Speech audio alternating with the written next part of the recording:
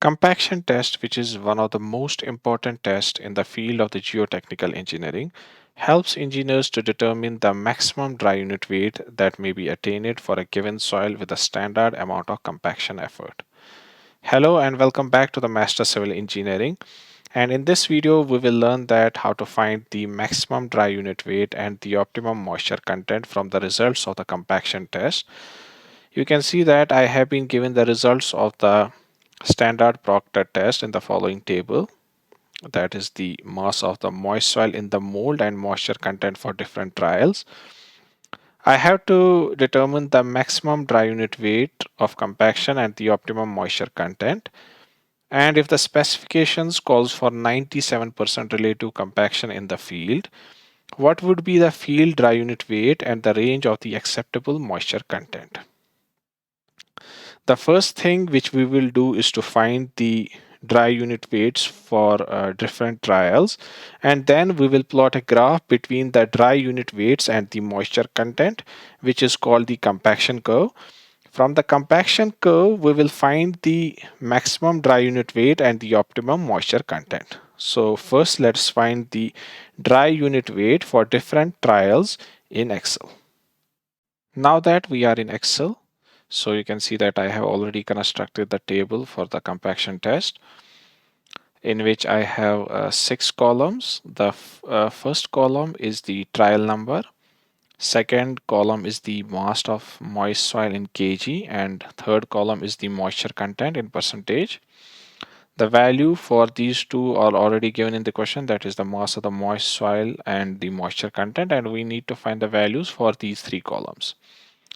The fourth column, which is the weight of the moist soil in kilonewton, as we know that weight is equal to mass into the acceleration gravity. So we need to multiply the mass of the moist soil with 9.81 to get the weight of the moist soil.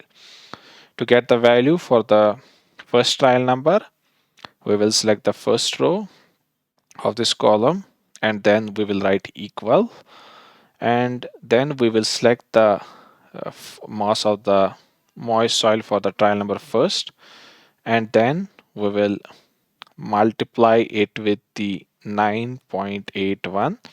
This will give us the weight of the moist soil in Newton.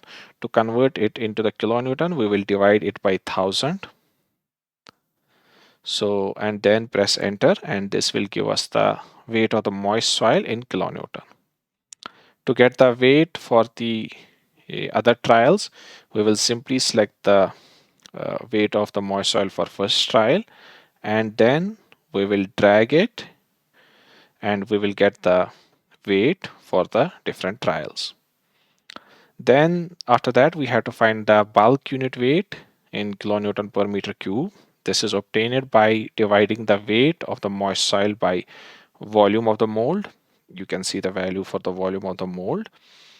So to get the value for the first trial, we will select the first row, write equaled, and then we will select the weight of the moist soil for trial number first, and then we will divide it with the volume of the mold, which is 0.000943, and then press enter, and we will get the bulk unit weight in kilonewton per meter cube for the first trial.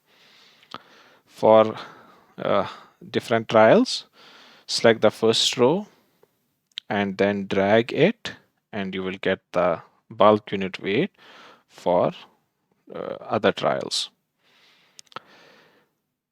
Then to get the value of the dry unit weight, you can see that the formula for the dry unit weight is bulk unit weight divided by 1 plus water content or moisture content.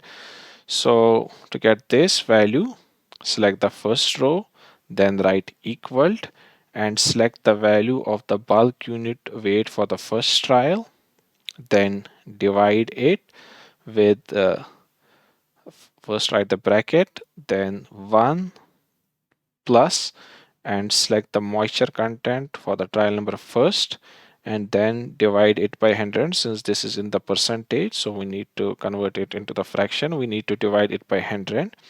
So divide it by 100 and then close the bracket and press enter, and you will get the dry unit weight for the trial number first. Similarly, for other trials, select the dry unit weight of the first trial and drag it in the downward direction, and you will get the dry unit weight for other trials. So this is how we can find the dry unit weights for different trials in Excel. Now to plot the compaction curve, we need to plot a graph between the moisture content on the horizontal axis and dry unit weights on the vertical axis to get the graph of the compaction curve. So let's plot the compaction curve. Now that in sheet second, you can see that I have already constructed a table having two columns. The first column is the moisture content and second is the dry unit weight, which we just found out. And we will plot a graph between these two values, which is also known as the compaction curve, to find the value of the maximum dry unit weight and the optimum moisture content. To get the graph, we will select the values, then click on the insert and then go to the charts and select this scatter with smooth lines and marks. So this will give us our compaction curve. We will increase the size of the compaction curve. The first thing which we will do is that we will delete this chart title and these series labels, and then we will add axis titles. For horizontal axis, we will write moisture content in percentage. And for the vertical axis, we will write dry unit weight. This is in kilonewton per meter cube. Okay, now after that we will make some modifications to the chart before finding the value of the maximum dry unit weight and the optimum moisture content.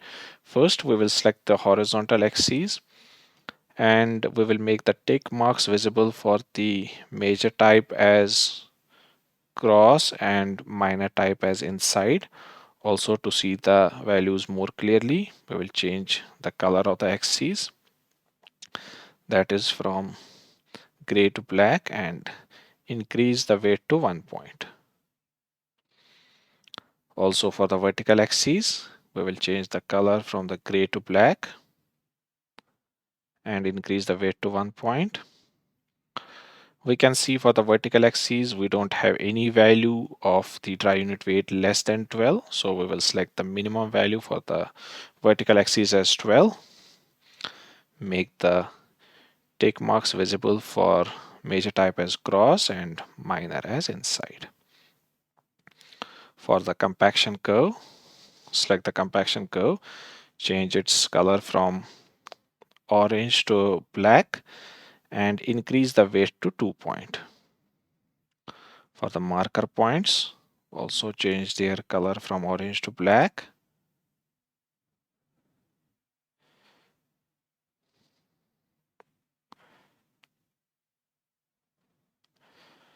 And increase the weight to 1.5 points. So this gives us our compaction curve. Now to find the maximum dry unit weight and the optimum moisture content, we have to find the peak value in the graph. So we can see this is the peak value in the graph. To get the value of the maximum dry unit weight, we will draw a horizontal line from this peak value. So draw a horizontal line from this peak value.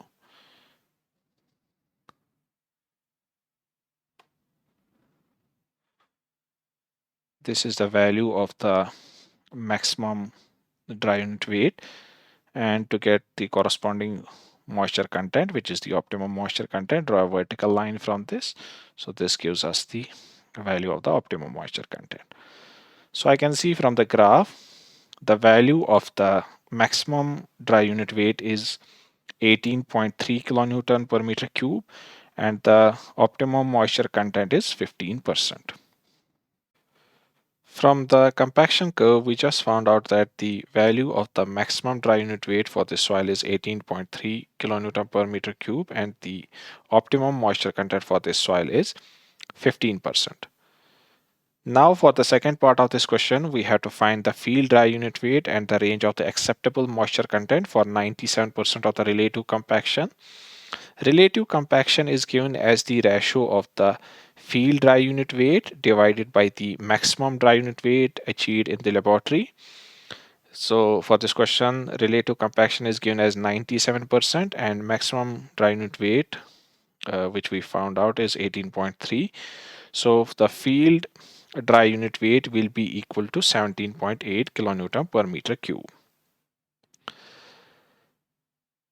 We can see that in the compaction curve, 17.8 kilonewton per meter cube value lies here. So from this value, we will draw a horizontal line. This will cut the compaction curve at 2 points. From these 2 points, we will draw a vertical line. From the first vertical line, we get the value of the water content as 13.8, and from the second vertical line, we get the value of the water content as 16.6. So you can say that the range of the acceptable moisture content for the field dry unit weight of 17.8 kilonewton per meter cube is 13.8% to 16.6%. So in this video, you learned that how to plot the compaction curve for the results of the compaction test and find maximum dry unit weight and the optimum moisture content. I hope this solution video was clear and you find this video helpful. If you like my videos, please help the channel by subscribing to the channel and sharing this video with your friends. Thanks for watching and stay tuned.